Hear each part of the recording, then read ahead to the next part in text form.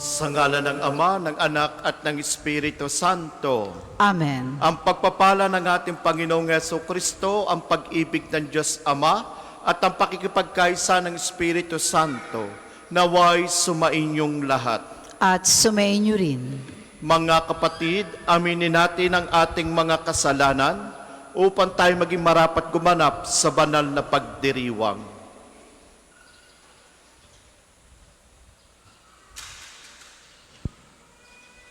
Inaamin ko Sa makapangyarihan Diyos at sa inyo mga kapatid, na lubha ako nagkasala sa isip, sa salita at sa gawa, at sa aking pagkukulang.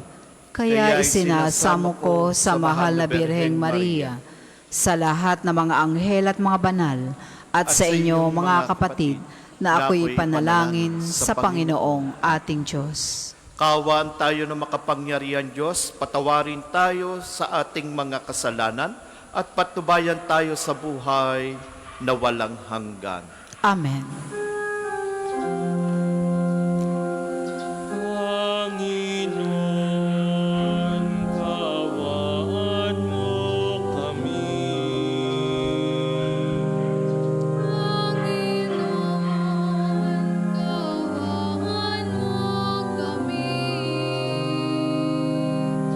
Kristo, kaawaan mo kami. Panginoon, kaawaan mo kami.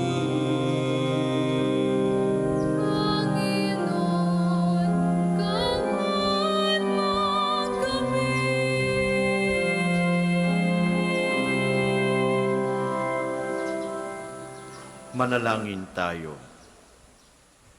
Ama naming makapangyarihan, lakas ka ng mga walang inaasahan kundi ikaw. Ang pagluhog namin ay iyong pagbigyan sapagkat kami mga tao lamang na pawang mahihina kapag iyong iniwanan. Kaya naman kami lagi mong tulungan upang sa pagtupad ng iyong mga kautusan, ikaw ay aming mabigyang kasiyahan sa aming iniisip at ginagawa araw-araw sa pamagitan ni Jesucristo kasama ng Espiritu Santo, magpa sa walang hanggan. Amen.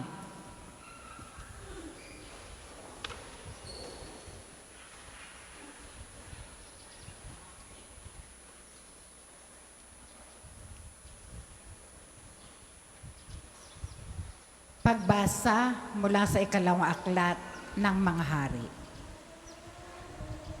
Dumating ang oras na si Elias ay kailangan ng kunin ng Panginoon. Noon ay naglalakad sila ni Eliseo buhat sa Gilgal. Pagdating nila sa Jericho, sinabi ni Elias kay Eliseo, "Maiwan ka na rito pagkat pinatutuloy ako ng Panginoon sa Jordan." Ngunit sinabi niya, "Naririnig ako ng Panginoon. Hanggang buhay ka, hindi ako hihiwalay sa iyo." At nagpatuloy sila ng paglakad. Sinundan sila ng pangkat ng mga propeta at pinanuod sa di kalayuan nang sila'y tumigil sa tabi ng ilog Jordan. Hinubad ni Elias ang kanyang balabal at inihampas sa tubig. Nahawi ang tubig at sila'y tumawid. Pagkatawid nila, sinabi ni Elias, "Sabihin mo sa akin kung ano ang ibig mong gawin ko para sa iyo bago ako kunin." Sumagot si Eliseo, "Ipinakikiusap kong ipamana ninyo sa akin ang 2 bahagi ng inyong kapangyarihan." Sinabi ni Elias, "Mabigat ang hinihingi mo. Gayunman, Pag nakita mo akong kinuha, mangyayari ang kahilingan mo. Kapag hindi, hindi mo makakamit ang hinihingi mo. Patuloy silang nag-uusap habang naglalakad. Walang ano-ano'y pumagitna sa kanila ang isang karwaheng apoy na hila ng mga kabayong apoy. Nagkahiwalay sila at si Elias ay iniakyat sa langit sa pamamagitan ng ipo-ipo. Ito'y kitang-kita ni Eliseo, kaya't napasigaw siya, Ama ko, lakas at pag-asa ng Israel. At nawala sa paningin niya si Elias. Sa tindi ng kalungkutan, pinunit ni Eliseo ang kanyang damit mula sa itaas hanggang laylayan. Dinampot niya ang nalaglag na balabal ni Elias at nagbalik sa gilid ng ilog Jordan. Hinawakan niya sa isang dulo ang balabal at inihampas sa tubig. Sabay sabi, "Nasaan ang Panginoon, ang Diyos ni Elias?"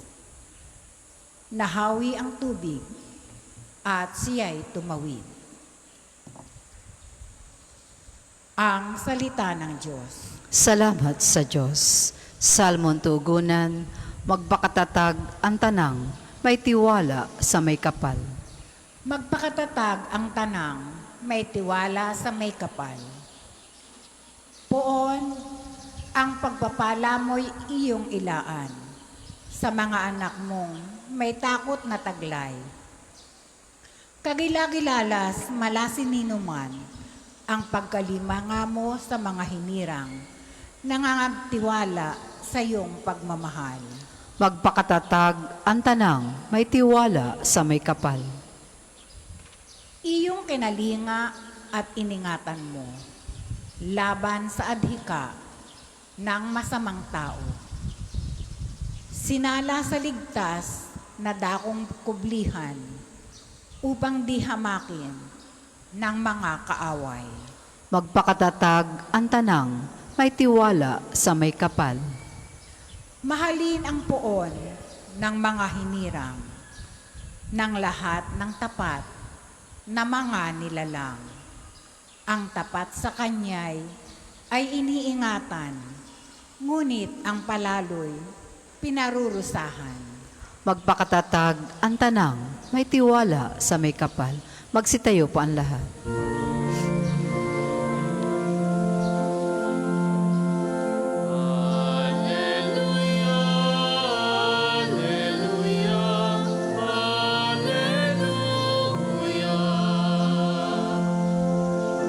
Ang sakin at mahal, tutupad sa aking aral. Hanggat ako'y mananahan. Alleluia, Alleluia, Alleluia.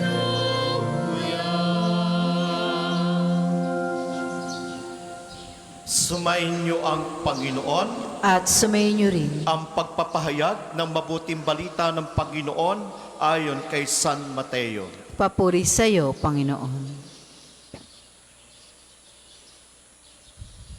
Noong panahong iyon, sinabi ni Jesus sa kanyang mga alagad, "Pag-ingatan ninyo na huwag maging pakitang tao lamang ang paggawa ninyo ng mabuti.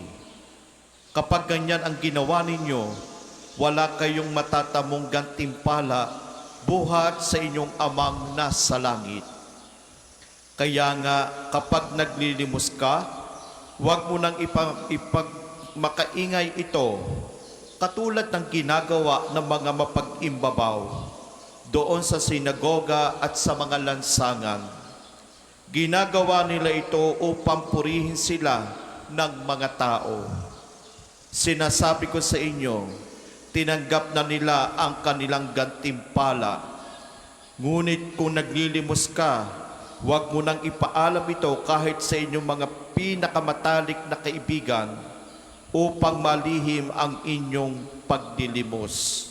At gagantihan ka ng iyong amang nakakakita ng kabutihang ginagawa mo ng lihim. At kapag nananalangin kayo, huwag kayong tumulad sa mga mapag-imbabaw. Mahilig silang manalangin ng patayo sa mga sinagoga at sa mga panulukang daan upang makita ng mga tao. Sinasabi ko sa inyo, tinanggap na nila ang kanilang gantimpala. Ngunit kapag mananalangin ka, pumasok ka sa iyong silid at isara mo ang pinto. Saka ka manalangin sa iyong amang hindi mo nakikita. At gagantihan ka na iyong amang nakakakita ng kabutihang ginawa mo ng lihim. Kapag nag-aayuno kayo, huwag kayong magbukhang malungkot tulad ng mga mapag-imbabaw. Hindi sila nag-aayos upang malaman ng mga tao na sila'y nag-aayuno. Sinasabi ko sa inyo, tinanggap na nila ang kanilang gantimpala. Kapag ikaw ay nag-aayuno, mag-ayos ka ng buhok at maghilamos upang huwag mapansin ng mga taong nag-aayuno ka. Ang iyong amang hindi mo nakikita, ang siya lamang makakaalam nito. Siya ang nakakakita ng kabutihang ginagawa mo ng lihim, ang gaganti sa iyo. Mga kapatid, ang mabuting balita ng Panginoon. Pinupuri ka namin, Panginoong Heso Kristo. Magandang umaga po sa inyong lahat. Maligayang pagdating po sa pambansang dambana ng Santo Padre Pio. Welcome po sa inyong lahat. Ang isa sa napakagandang halimbawa ng isang taong sumusunod sa kalooban ng ating Panginoon ay marahil makikita rin po sa bawat isa po sa atin. Dahil mahalaga ang mukha ng bawat isa po sa atin. Mahalaga ang pangalan sa bawat isa po sa atin.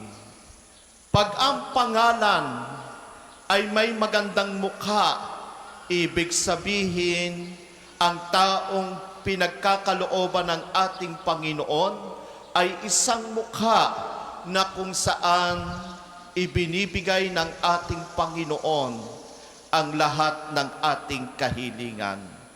Mahalaga maipakita po natin ito sa ating buhay. Bagamat iba't ibang ang klase ng mukha na mayroon po tayo, pero hindi po lahat ng mukha na mayroon tayo ay katanggap-tanggap. Madalas, ang mukhang ito ang nagiging dahilan kung bakit tayo napapariwara. Kaya mahalaga ang pangalan na may mukha kaysa sa mukha na wala ang pangalan. Bakit ko po ito nabanggit? Sapagkat ang karanasan po natin ay isang karanasan na natutukoy sa ating paglalakbay tungo sa biyaya at kabutihan ng Diyos sa bawat isa po sa atin. Sa ating Ebanghelyo, narinig po natin na sinasabi at pinapaalalahanan ng ating Panginoon. Ang Ebanghelyo pong ito ay nabanggit na rin po during Holy Week. Pag-aayuno, pagsisisi, at ang panalangin. At ito ang mukha na gustong ipahiwatig sa bawat isa sa atin. Ang mukha na dapat pagiging makadiyos. Ang mukha na dapat pagsisisi at pagbabago. At ang mukha ng pagiging bukas palad.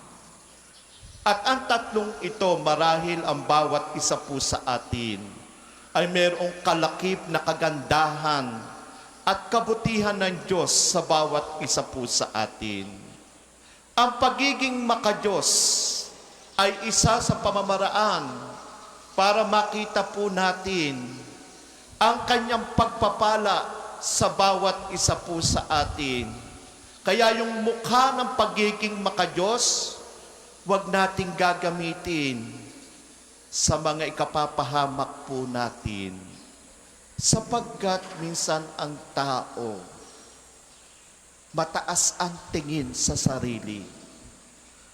Pag mataas ang tingin sa sarili, hindi niya na makikita ang totoong mukha na meron siya.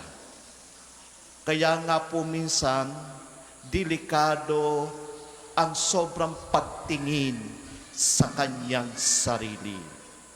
Kaya kung sobra ang pagtingin mo sa iyong sarili, ang tingin mo sa sarili mo, mas pataas ka kaysa sa kanila.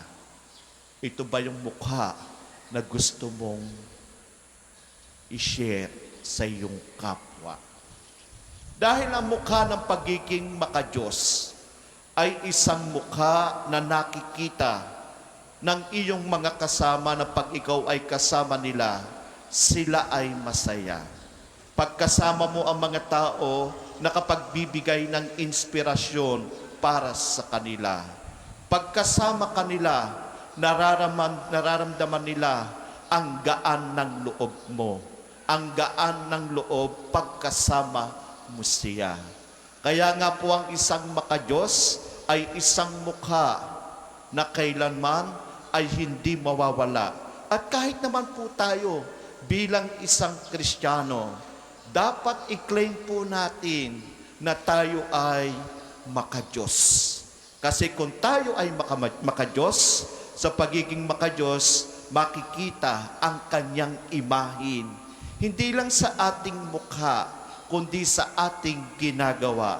So, ibig sabihin, ang mukha ng paggawa ng pagiging isang makadiyos ay isang itinuturing po nating biyaya na ipinagkakaloob sa atin. Hindi lahat po tayo ay gusto ng kasama natin. May mga time na ayaw sa atin. May mga time din naman na napipilitan sila sa atin.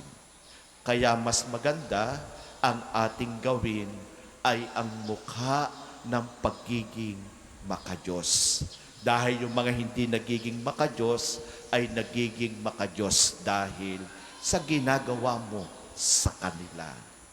Ang pangalawa po, ang mukha ng pagsisisi at pagbabago. Katulad kung na sinasabing pag-aayuno. Kaya tayo'y nag-aayuno ay para magsisi tayo sa ating mga pagkakamali. At kung tayo'y bukod loob na pusong nagsisisi sa ating pagkakamali, ibig sabihin, natututo tayo, naliliwanagan tayo. At pag tayo'y naliwanagan sa ating pagsisisi, doon mo makikita na ikaw ay nagbabago na pala. Kaya yung pagsisisi, pagtanggap sa kahinaan, may pamamaraan ang Diyos para may padama sa iyo na ikaw ay nagbabago. For the better, not for the worse. Kaya nga mahalaga ang mukhang ito sa pagtupad po natin sa tungkulin sa ating Panginoon. Kaya kung may pagsisisi tayo at lubos ang ating pagsisisi, natatakot tayong gawin ang mga bagay na ayaw natin sa harapan ng ating Panginoon. Kaya mahalaga ang mukhang ipinaalaala sa atin ng ating Panginoon. Sabi nga po, kinakailangan na pagsisihan po natin ang ating mga pagkakamali at pagkakasala.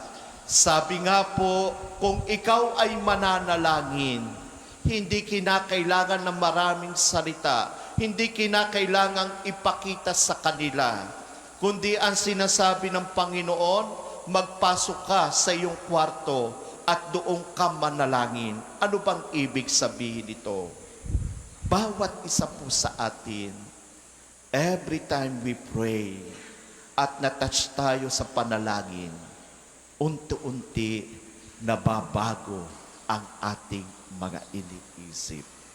Kasi focus tayo sa puso na ipinagkakaloob sa atin ng ating Panginoon. At ang pangatlo ay ang mukha ng pagiging bukas palad. Narinig po natin sa ating Ebanghelyo, hindi kinakailangan na ipamalita mo na ang iyong mga ibinigay ay para malaman ng tao. Maliwanag na sinabi ng Panginoon na tanggap mo na ang gantimpala. At yung gantimpalang iyon ay isang gantimpala na hindi kailangan ng Diyos. Sabi nga niya, mas magandang tumulong ka na hindi nakikita, na hindi na publicity. Kaya nga sa buhay po natin, pag ang tatlong, sabi nga po, sinabi nga po kanina, ang mukha ng pagpagbigay ay isang mukha na ibinibigay ng Diyos ang kanyang sarili. Kaya sa buhay po natin, bilang isang naglilingkod na patuloy na tinatawag ng ating Panginoon, marunong sana tayong makinig sa kanyang mga salita. Dahil bawat salita ng Panginoon ay paalaala sa bawat isa po sa atin. At ang paalalang ito ay hindi pagdiding lang sa bawat isa po sa atin. Kaya hayaan po natin na ang mukhang ibinibigay sa atin ng ating Panginoon ay isang mukha na hindi kayang tapatan ni numan. Bawat isa po sa atin ay may kanya-kanyang uniqueness. Bawat isa po sa atin ay may kanya-kanyang damdamin at pag-iisip. Kaya't sa mga pagkakataon tayong nahihirapan sa ating buhay, lagi po sana po nating iisipin kung ang mukhang ginagamit po natin ay ang imahe ng mukha ng ating Panginoon, anumang, sabi po natin, anumang mga pagsubok, anuman ang kasamaan ng lipunan, anumang mga kasinungalingan ng ating naririnig, hindi po yun mababago sapagkat walang makakatalo sa mukha ng Panginoon na ipinagkakaloob sa atin. Kaya tanggapin po natin ito ng kusang loob sa ating pagkatao. Tanggapin po natin ito na walang takot sapagkat ang isang taong nangangalaga at nagbibigay ng pagpapahalaga sa lahat ng biyaya ng ating Panginoon. At ito ang magiging sundin o magiging pamantayan po natin sa ating buhay. Inuulit ko po ang palaala ng ating Panginoon. Kung may ginagawa kang kabutihan, huwag mo nang ipaalam sa iba. Kaya nga sinabi niya, katulad ng mga Pariseo, katulad ng mapag-imbabaw, ginagawa nila iyon. Remember, ang Panginoon is bigger than them. Ang palaala at salita ng ating Panginoon ay mas malaki pa sa ginagawa nila. Ganon din po sa buhay po natin. Kaya yung binubuhat po natin sa ating buhay, mayroong gantimpala ang Diyos. But see to it na ang dala po natin ay ang mukha ng pagiging makadiyos. Ang mukha ng pagiging bukas kalooban o bukas loob. At ang mukha ng pagsisisi at pagbabago. Pag ang tatlong ito, bagamat mahirap po para sa atin bilang isang tao, pero sabi nga ng ating Panginoon, ano ba ang mas pipiliin po natin? Yung palaala sa atin ng Panginoon na nagbibigay direksyon sa ating buhay pananampalataya o ang mundo na kung saan nagiging dahilan ng ating pagkasira, nagiging dahilan ng ating pagkawala ang mundo na nagiging dahilan ng ating maling pananaw sa ating buhay. Kaya nga po, kapit lang, dahil mismo ang ating Panginoon, Diyos mismo ang laging nagpapaalaala sa atin. Diyos mismo ang nagbibigay sa atin ng pagpapahalaga. Kaya nga po bilang anak ng ating Panginoon, huwag nating kalilimutan, sumusunod tayo sa Kanya, hindi dahil gusto ng ating puso. Sumusunod tayo sa Kanya dahil ang biyaya ng buhay na meron tayo ay galing sa Kanya. So, ibig sabihin, kung pinapahalagahan po natin ang lahat ng ito, anumang kabila at kabi natin, left and right, na mga tukso at mga pagkakamali, kailanman hindi po yun kayang baguhin. Dahil mismo, ang dala natin sa buhay, ang dala natin sa ating pananampalataya ay ang ating Diyos na manlilikha, ang ating Panginoong Hesukristo na manunubos at ang Espiritu Santong nagtuturo para may padama natin na tayo ay makadiyos, na tayo ay bukas loob o bukas palad, na tayo ay nagsisisi at nagbabago.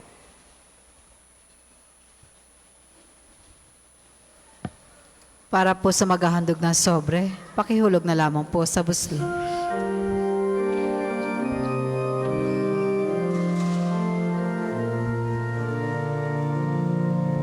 Handog namin sa iyo, Ama,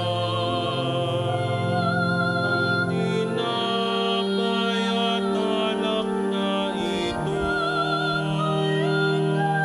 Handog ng bayang umaasa, sumasambat naglaman sa'yo.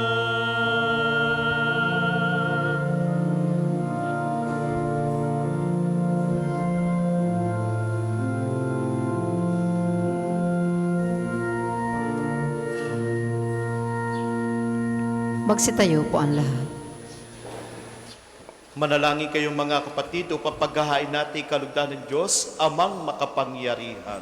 Tanggapin nawa ng Panginoon itong paghahain sa iyong mga kamay, sa kapurihan niya at karangalan sa ating kapakinabangan at sa buong sambayanan niyang banal.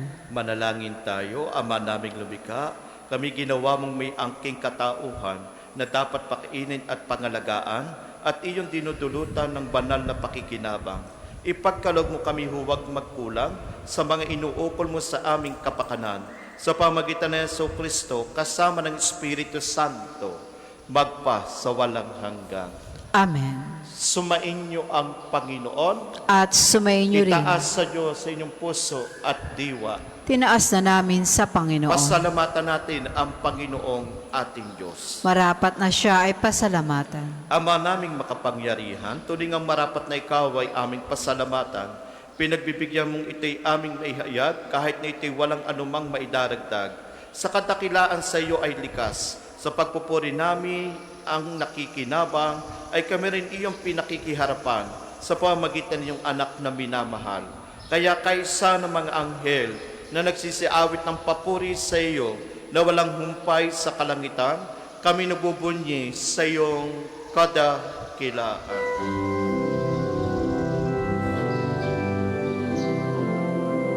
Santo, Santo, Santo, Panginoong Diyos sa mga hukbo, napupuno ang langit at lupa, ng kadakilaan mo. Hosana, sana sa kaitaasan, pinagpala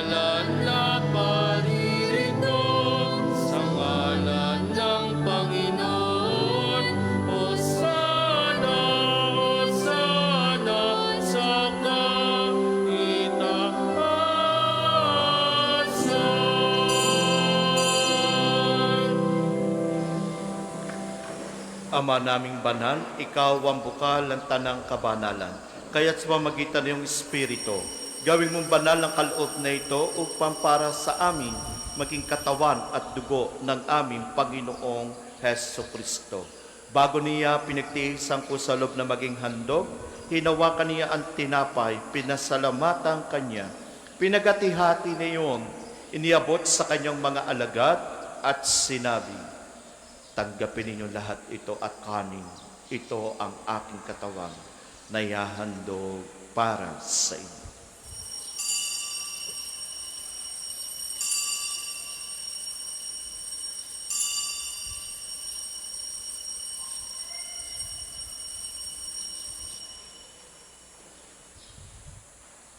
Gayon din naman, noong matapos ang hapunan, hinawakan niya ang kalis, muli kanyang pinasalamatan.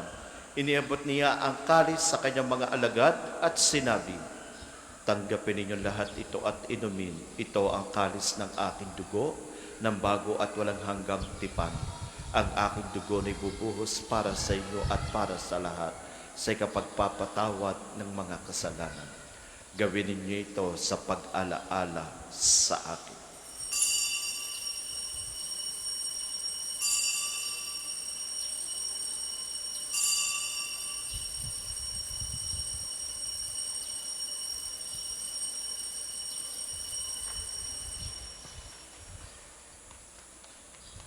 Ipagbunyi natin ang misteryo ng pananampalataya. Si Kristo'y namatay, si Kristo'y nabuhay, si Kristo'y babalik sa wakas ng panahon. Ama, ginagawa namin ngayong pag-alaala sa pagkamatay at muling pagkabuhay niya iyong anak. Kaya tinaalay namin sa iyo ang tinapay na nagbibigay buhay at ang kalis na nagkakaloob ng kaligtasan. Kami nagpapasalamat na kami yung minarapat na tumayo sa harap mo para maglingkod sa iyo. Isinasamo namin kami magsalo-salo sa katawan at dugo ni Kristo ay mabuklod sa pagkakaisa sa pamagitan ng Espiritu Santo. Ama, lingapin mo yung sibang naganap sa buong daigdig. Puspusin mo kami sa pag-ibig. Kay San Leon ng aming Papa at ni Gilbert na aming Obispo at ng Tanang Kaparian.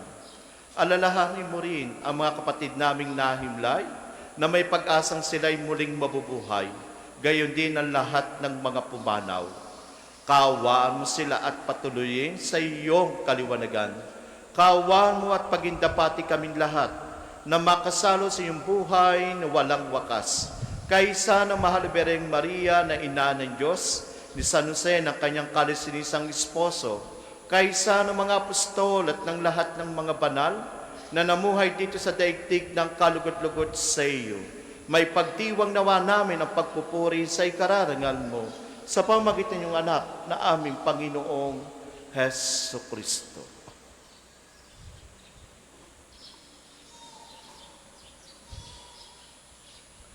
Sa pamamagitan ni Kristo, kasama niya at sa Kanya, ang lahat ng parangal at papuri ay sa iyo, Diyos amang makapangyarihan, kasama ng Espiritu Santo, magpa sa walang hanggan.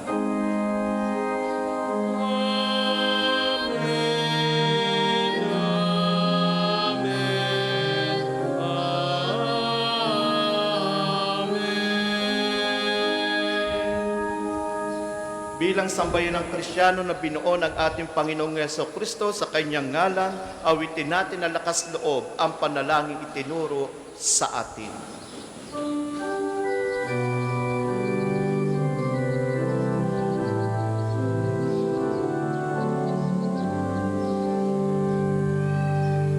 Ama namin, sumasalangit ka, sambahin ang ngalan mo, mapasamin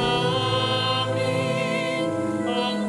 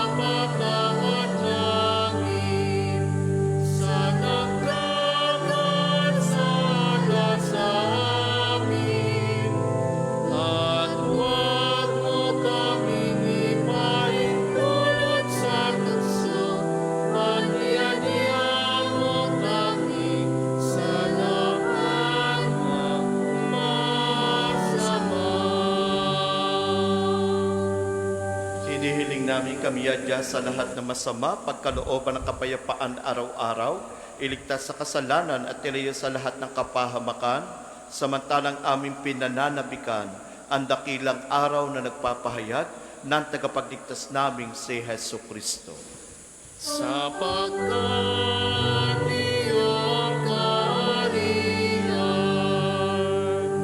at ang kapangyarihan at ang kapurihan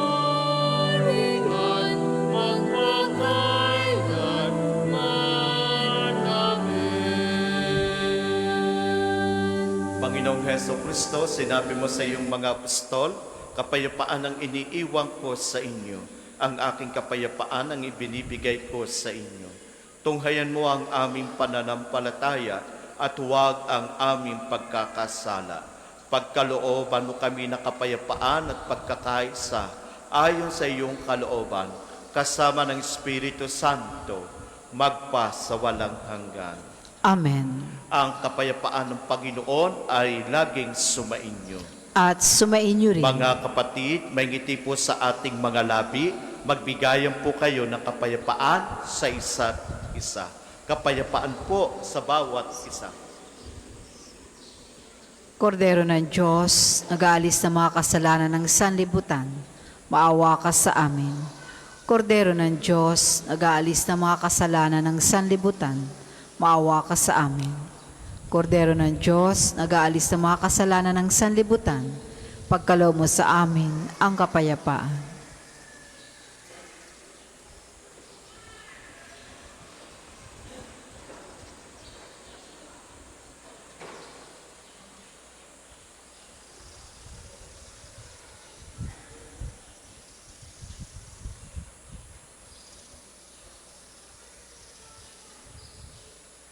Mga kapatid, ito ang ating Panginoong Heso Kristo, ang katawan at dugo.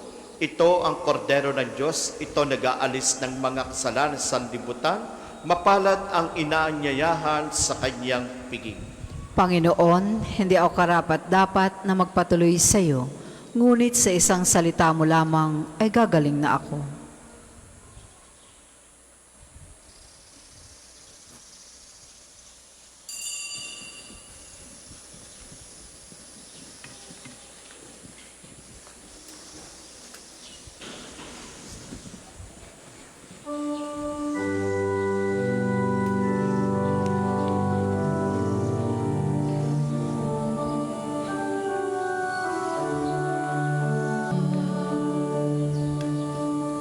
Tayo po ay magsitayo.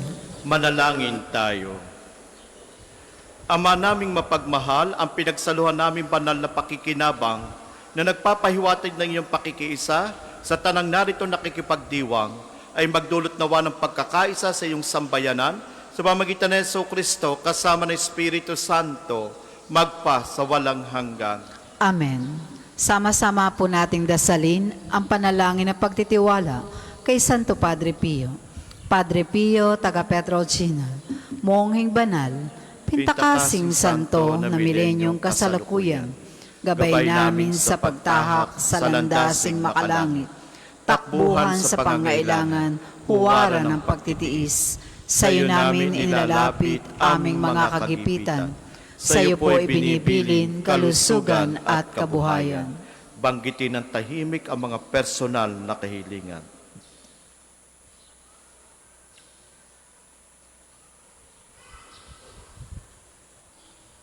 Di man karapat-dapat, kami po ay pagbigyan, bendisyonan at basbasan, maging ganap sa buhay. Lumayo nawa kami, umiwas sa kasalanan, lumapit lagi sa Diyos, maging matatag at matibay. Sa mabuting balita ng pagliligtas, turuan mo kami nawa. Sa tuwina ay makinig, magnilay at sumampalataya. Amin pong pakiusap itong mga kahilingan. Puso ay nagsisisi, nagtitikang taimtiman. Di na muling magkasala, sunod lagi sa Diyos Ama, kaysa ng Espiritu at ni Jesus na tagapamagitan. Amen. Magsiupo muna po ang lahat para sa ilang patalastas. Una sa inyong pagdalaw sa pambansang dambana, mangyaring pakaingatan ng inyong mga personal na gamit. Hangad namin ang isang matiwasay at maayos na pagbisita sa National Shrine. Ikalawa, nais po namin ipagbigay alam sa inyo na ang Padre Pio Healing Bundle ay available sa ating mga tindahan. Ang langis na kasama nito ay may halo na langis mula sa puno na olibo na binasbasa ni Padre Pio nang siya'y nabubuhay pa. Naway magindaan ang ating healing bundle sa pagkakamit ng kagalingan mula sa Diyos. Ikatlo, inaanyayahan ang lahat na nagnanais maging kasapi ng Kofradiya ni Santo Padre Pio, isang samahan na nangunguna sa pagdarasal at debosyon sa Kanya. Kayo po ay makipag-ugnayan lamang sa ating opisina para sa pagpapalista at mga detalye. Ikaapat, sa darating na June 23 ay araw ng pagpapagaling ng Panginoon sa pamamagitan ni Padre Pio. Ang mga oras ng healing mass at healing liturgy na may paggagawad na langis ay sa 9 na umaga at 5 ng hapon. Kayo at ang inyong mga may sakit ay inaanyayahan. Kaugnay po nito mula 8 ng umaga hanggang 3 ng hapon. Patuloy natin ipagkakalob sa inyo ang iba pang mga gawaing pagpapagaling tulad ng spiritual counseling and direction, medical assistance, legal counseling, psychological support, family and marital counseling, feeding program, dental at eye check-up at acupuncture. Layunin nating magkaroon ng pangkalatang kagalingan, lalo't higit ang mga kapatid nating mahihirap at kapuspalad. Sa mga lubos na nangangailangan ng pagkonsulta, kayo po ay makipag-ugnayan na agad sa ating opisina para sa pagpapalista at reservations. Ang susunod pong misa ay sa ganap na 12 ng tanghali. Maraming salamat pat mangyaring panatilihin natin ang kalinisan, katahimikan at diwa ng pananalangin sa loob at labas ng ating mga simbahan. Magsitayo pang lahat para sa pagbabasbas ng religious articles.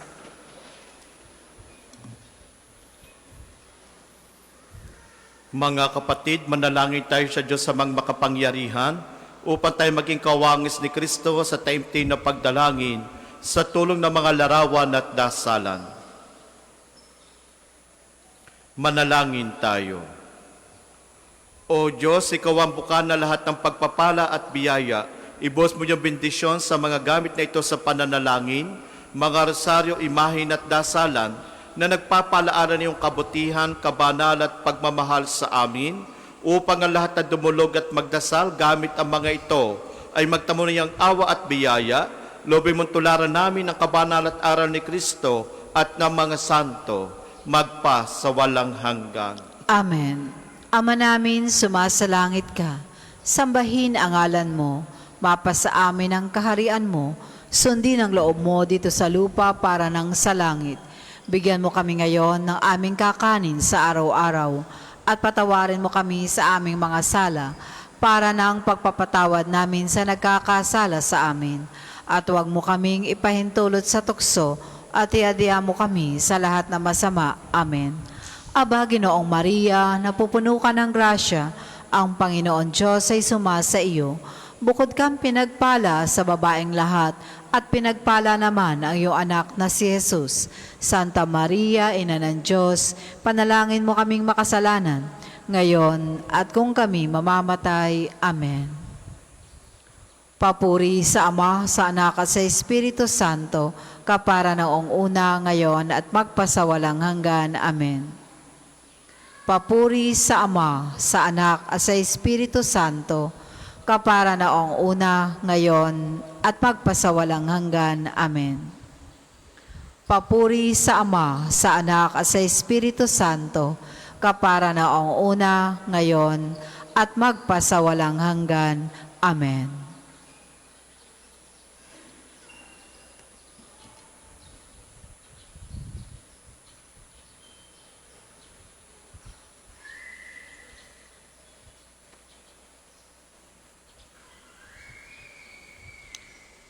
Sumainyo ang Panginoon At sumainyo rin. at pagpalain kayong lahat na makapangyarihan Diyos kasama ninyong pamilya, ang Ama at ang Anak at Espiritu Santo. Amen. Taglayin sa inyong pag-alis ang kapayapaan ni Kristo. Salamat sa Diyos.